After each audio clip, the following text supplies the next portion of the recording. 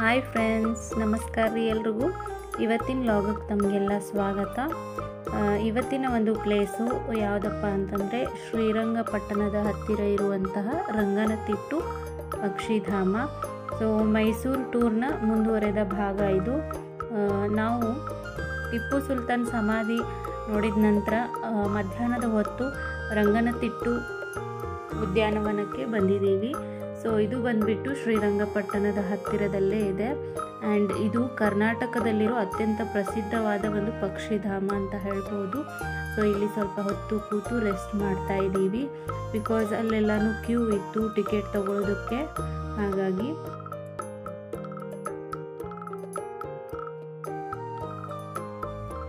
ವಿಧ ವಿಧವಾದ ಪಕ್ಷಿಗಳ ಬಳಗವನ್ನು ನಾವು ಒಂದು ಬಾರಿ ಕಣ್ತುಂಬಿಕೊಳ್ಳಬೇಕು ಅಂತ ಅಂದರೆ ಕರ್ನಾಟಕದ ಪಕ್ಷಿ ಕಾಶಿ ಅಂತಲೇ ಹೆಸರುವಾಸಿಯಾಗಿರುವಂಥ ರಂಗನತಿಟ್ಟು ಒಮ್ಮೆ ನಾವು ಭೇಟಿ ನೀಡಲೇಬೇಕು. ಹಾಗಾದರೆ ಬನ್ನಿ, ನಾವು ಇಲ್ಲಿ ಟಿಕೆಟನ್ನು ತಗೊಂಡ್ಬಿಟ್ಟು ಇವಾಗ ಒಳಗಡೆ ಹೋಗ್ತಾ ಇದ್ದೀವಿ. ಸೊ ನಮ್ಮ ಜೊತೆಗೆ ತಮ್ಮನ್ನು ಕರ್ಕೊಂಡು ಹೋಗ್ತಾ ಇದ್ದೀವಿ, ಬನ್ನಿ. ರಂಗನತಿಟ್ಟು ಪಕ್ಷಿಧಾಮವು ಮಂಡ್ಯ ಜಿಲ್ಲೆಯಲ್ಲಿರುವ ಅತ್ಯಂತ ಸುಂದರ ಪಕ್ಷಿಧಾಮ ಎಂದು ಕರೆಯಲಾಗುತ್ತದೆ. ಈ ಪಕ್ಷಿಧಾಮವು ಸುಮಾರು 40 ಎಕರೆ ಪ್ರದೇಶದಲ್ಲಿ ಹರಡಿಕೊಂಡಿದೆ. ಅದೇ ರೀತಿ ಮೈಸೂರು ಸಂಸ್ಥಾನದ ಮಹಾರಾಜರು ಆಗಿದ್ದ ಕಂಠೀರವ ನರಸಿಂಹರಾಜು ಒಡೆಯರವರು ಕಾಲದಲ್ಲಿ ಈ ಒಂದು ಪಕ್ಷಿಧಾಮ ಸ್ಥಾಪನೆ ಆಯಿತು ಅಥವಾ ನಿರ್ಮಾಣ ಆಯಿತು ಅಂತ ಹೇಳಬಹುದು. ಹಾಗೆ ಈ ರಂಗನತಿಟ್ಟು ಪಕ್ಷಿಧಾಮವು ಶ್ರೀರಂಗಪಟ್ಟಣದ ಸಮೀಪ ಇರೋ ಕಾರಣ ಹಾಗೂ ಶ್ರೀರಂಗಪಟ್ಟಣದ ಆರಾಧ್ಯ ದೈವ ಶ್ರೀರಂಗನಾಥ ಸ್ವಾಮಿನನ್ನು ನೆನಪಿನಲ್ಲಿಟ್ಟುಕೊಳ್ಳುವ ಸಲುವಾಗಿ ಈ ಒಂದು ಪಕ್ಷಿಧಾಮಕ್ಕೆ ರಂಗನತಿಟ್ಟು ಪಕ್ಷಿಧಾಮ ಎಂದು ಹೆಸರಿಡಲಾಗಿದೆ ಅಂತ ಹೇಳಬಹುದು. ಅಷ್ಟೇ ಅಲ್ಲದೆ 1940ರಲ್ಲಿ ನೈಸರ್ಗಿಕವಾಗಿ ಸೃಷ್ಟಿಯಾದ ಈ ಒಂದು ದ್ವೀಪವನ್ನು ನೋಡಲು ಪಕ್ಷಿ ತಜ್ಞರಾದ ಸಲೀಂ ಅಲಿ ಅವರು ಅಲ್ಲಿನ ವಾತಾವರಣ ಪಕ್ಷಿಗಳಿಗೆ ಗೂಡು ಕಟ್ಟೋಕೆ ತುಂಬಾ ಉತ್ತಮವಾಗಿದೆ, ಹೀಗಾಗಿ ಈ ಪ್ರದೇಶವನ್ನು ಅಭಯಧಾಮವೆಂದು ಘೋಷಿಸಿ ಎಂದು ಮೈಸೂರು ಅರಸರಾದ ಆಗಿನ ಜಯಚಾಮರಾಜೇಂದ್ರ ಒಡೆಯರ್ರವರಿಗೆ ಮನವಿಯನ್ನು ಮಾಡಿದ್ದರು. ಸಲೀಂ ಅಲಿಯವರ ಈ ಮನವಿಗೆ ಸ್ಪಂದಿಸಿ ಅಂದಿನ ಮೈಸೂರು ಸಂಸ್ಥಾನವು 1940ರಲ್ಲಿ ರಂಗನತಿಟ್ಟು ಪಕ್ಷಿಧಾಮವೆಂದು ಘೋಷಣೆ ಮಾಡಿತು. ಆ್ಯಂಡ್ ಸದ್ಯದಲ್ಲಿ ಈ ಒಂದು ರಂಗನತಿಟ್ಟು ಪಕ್ಷಿಧಾಮವು ಕರ್ನಾಟಕ ಅರಣ್ಯ ಇಲಾಖೆಯ ಒಂದು ಅಧೀನದಲ್ಲಿದೆ ಅಂತ ಹೇಳ್ಬೋದು, ಅಥವಾ ಕರ್ನಾಟಕ ಅರಣ್ಯ ಇಲಾಖೆ ಇದರ ಒಂದು ಉಸ್ತುವಾರಿಯನ್ನು ನೋಡಿಕೊಳ್ಳುತ್ತದೆ ಅಂತ ಹೇಳಬಹುದು. ಮತ್ತು ಈ ಒಂದು ಪಕ್ಷಿಧಾಮದಲ್ಲಿ ಇದುವರೆಗೂ 221ಕ್ಕೂ ಹೆಚ್ಚು ಜಾತಿಯ ಪಕ್ಷಿಗಳು ಇಲ್ಲಿ ವಾಸವಾಗಿವೆ ಎಂದು ಅಂದಾಜಿಸಲಾಗಿದೆ. ಅಷ್ಟೇ ಅಲ್ಲದೆ ಈ ಒಂದು ಪಕ್ಷಿಧಾಮದಲ್ಲಿ ತುಂಬ ವಿಧ ವಿಧವಾದ ಮರಗಳನ್ನು ಹೆಚ್ಚಾಗಿ ಬೆಳೆಯಲಾಗುತ್ತದೆ. ಆ್ಯಂಡ್ ಅದೇ ರೀತಿ ಸೈಬೀರಿಯಾ, ಲ್ಯಾಟಿನ್ ಅಮೇರಿಕಾ ಹಾಗೂ ಉತ್ತರ ಭಾರತದಿಂದಲೂ ಇಲ್ಲಿಯ ಪಕ್ಷಿಗಳು ವಲಸೆ ಬರುತ್ತವೆ. ಹಾಗೆ ತಾವು ಇಲ್ಲಿ ದೋಣಿಯನ್ನು ಕಾಣಬಹುದು. ಸೊ ಪಕ್ಷಿಯನ್ನು ಅತಿ ಸಮೀಪದಿಂದ ನೋಡಲು, ಪಕ್ಷಿಗಳ ಕಲರವವನ್ನು ಕಣ್ತುಂಬಿಕೊಳ್ಳಲು ಇಲ್ಲಿ ದೋಣಿ ವಿಹಾರದ ವ್ಯವಸ್ಥೆ ಕೂಡ ಮಾಡಲಾಗಿದೆ. ಅಷ್ಟೇ ಅಲ್ಲದೆ ಇಲ್ಲಿ ಅತಿ ಎತ್ತರವಾದ ಟವರ್ಗಳನ್ನು ಕೂಡ ನಿರ್ಮಾಣ ಮಾಡಲಾಗಿದೆ.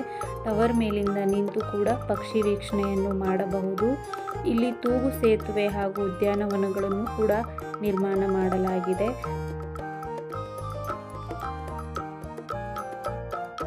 ನಾವು ಬಂದಿದ್ದು ಇಲ್ಲಿ 4-5 ಗಂಟೆ ಸುಮಾರಿಗೆ. ಸೊ ಆ ಹೊತ್ತಿನಲ್ಲಿ ಸ್ವಲ್ಪ ಪಕ್ಷಿಗಳು ನಮಗೆ ಕಾಣಿಸ್ಲಿಲ್ಲ, ಬಿಕಾಸ್ ಅವೆಲ್ಲವೂ ಕೂಡ ವಿಹಾರಕ್ಕೆ ಅಂತ ಬೇರೆಡೆಗೆ ಹೋಗಿರುತ್ತೆ.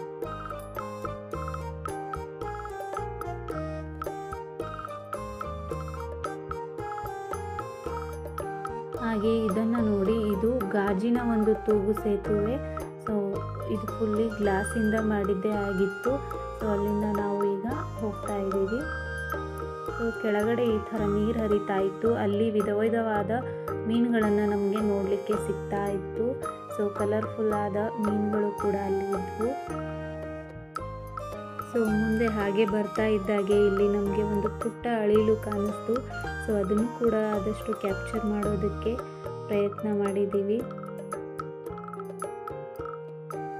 ತುಂಬ ಹೊತ್ತು ಸುತ್ತಾಡೋದಿತ್ತು. ಸೊ ಹಾಗಾಗಿ ಸುಸ್ತಾಗಿ ಸ್ವಲ್ಪ ಹೊತ್ತು ಇಲ್ಲೇನೆ ಎಲ್ಲರೂ ಕೂಡ ರೆಸ್ಟ್ ಮಾಡಿದ್ವಿ. ಇಲ್ಲಿ ನಮ್ಮ ಜೊತೆಗೆ ಖುಷಿ ಮತ್ತು ತುಷಾರು ಅಷ್ಟೇ ಇದ್ದಾರೆ, ಬಾಕಿ ಎಲ್ಲರೂ ಹಿಂದೆ ಇದ್ದಾರೆ. ನಾವು ಸ್ವಲ್ಪ ಫಾಸ್ಟಾಗಿ ಮುಂದೆ ಬಂದ್ವಿ. ಆ್ಯಂಡ್ ನೋಡಿ ಇಲ್ಲಿ ಅಳಿಲು ಎಷ್ಟು ಚೆನ್ನಾಗಿ ತಿಂತಾ ಇತ್ತು.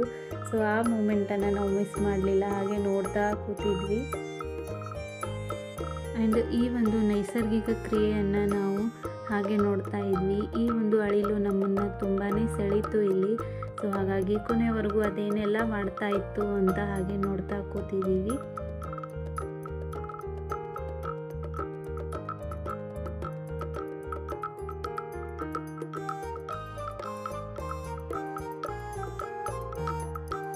ಸೊ ಅಲ್ಲಿಂದ ಮತ್ತೆ ಮುಂದೆ ಬಂದ್ವಿ. ಸೊ ಇಲ್ಲಿ ಒಂದು ಬೃಹತ್ ಆಕಾರದ ಈ ಥರ ಚಿಟ್ಟೆಯನ್ನು ಮಾಡಿದ್ರು. ಸೊ ಇದು ಫುಲ್ಲಿ ಆರ್ಟಿಫಿಷಿಯಲ್ ಆಗಿತ್ತು. ಸೊ ಒಂದು ಫೋಟೋ ಶೂಟ್ ಮಾಡ್ಕೊಳ್ಳುವಂಥ ಸ್ಪಾಟ್ ಅಂತಲೇ ಹೇಳ್ಬೋದು. ಆ್ಯಂಡ್ ಇಲ್ಲಿ ಉದ್ಯಾನವನ ಕೂಡ ತುಂಬ ಚೆನ್ನಾಗಿದೆ. ಪಕ್ಷಿಗಳು ಹಾಗೆ ಸೌಂಡ್ ಕೇಳಿಸ್ತಾ ಇತ್ತು ಮಾತ್ರ, ಬಟ್ ಯಾವುದು ಕಾಣಿಸ್ತಾ ಇರಲಿಲ್ಲ ನಮಗೆ. ಆ್ಯಂಡ್ ಇಲ್ಲಿ ಸ್ವಲ್ಪ ಹೊತ್ತು ರೆಸ್ಟ್ ಮಾಡಿದ್ವಿ. ಎಲ್ಲರೂ ಕೂಡ ಫ್ಯಾಮಿಲಿ ಕೂತಿತ್ತು. ಇಲ್ಲಿ ಚಿಕ್ಕಮ್ಮ ಮತ್ತು ತಮ್ಮ ಮಾಮ ಎಲ್ಲರೂ ಕೂಡ ಸ್ವಲ್ಪ ಹೊತ್ತು ನಾವು ಕೂತ್ಕೊಂಡ್ವಿ. ಆ್ಯಂಡ್ ನೋಡಿ ಇಲ್ಲಿ ಬೋಟಿಂಗ್ ವ್ಯವಸ್ಥೆ ಇತ್ತು ಅನಿಸುತ್ತೆ, ಬಟ್ ಸದ್ಯಕ್ಕೆ ಅದು ಸ್ಟಾರ್ಟ್ ಇರಲಿಲ್ಲ, ಯಾಕೋ ಹಾಳಾಗಿತ್ತು ಅನಿಸುತ್ತೆ ಅದು. ಗಾರ್ಡನ್ ಅಂತೂ ತುಂಬಾ ಚೆನ್ನಾಗಿತ್ತು. ತುಂಬ ಹೊತ್ತು ಇಲ್ಲಿ ಕೂತು ರೆಸ್ಟ್ ಮಾಡಿ ಹೋದ್ವಿ ಮತ್ತೆ ರಿಟರ್ನು. ಹಾಗೆ ಫ್ರೆಂಡ್ಸ್, ಇನ್ನೂ ಯಾರೆಲ್ಲ ನನ್ನ ಚಾನಲನ್ನು ಸಬ್ಸ್ಕ್ರೈಬ್ ಮಾಡಿಲ್ಲ ಪ್ಲೀಸ್ ಸಬ್ಸ್ಕ್ರೈಬ್ ಮಾಡಿ.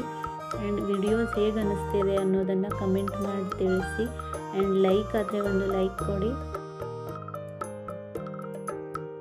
ಆ್ಯಂಡ್ ಈ ಒಂದು ಉದ್ಯಾನವನದ ಪಕ್ಕನೇ ಪಕ್ಷಿ ಪ್ರೇಮಿ ಡಾಕ್ಟರ್ ಸಲೀಂ ಅಲಿ ಅವರ ಮಾಹಿತಿ ಕೇಂದ್ರ ಕೂಡ ಇತ್ತು, ಬಟ್ ನಾವು ಅಲ್ಲಿ ವಿಸಿಟ್ ಕೊಡಲಿಲ್ಲ. ತುಂಬ ಸಮಯ ಆಗಿರೋದ್ರಿಂದ ಅಲ್ಲಿಂದ ಬೇಗನೆ ಹೊರಟ್ವಿ. ವಿಡಿಯೋನ ಕೊನೆವರೆಗೂ ನೋಡಿದ್ದಕ್ಕಾಗಿ ಧನ್ಯವಾದಗಳು. ಬಾಯ್.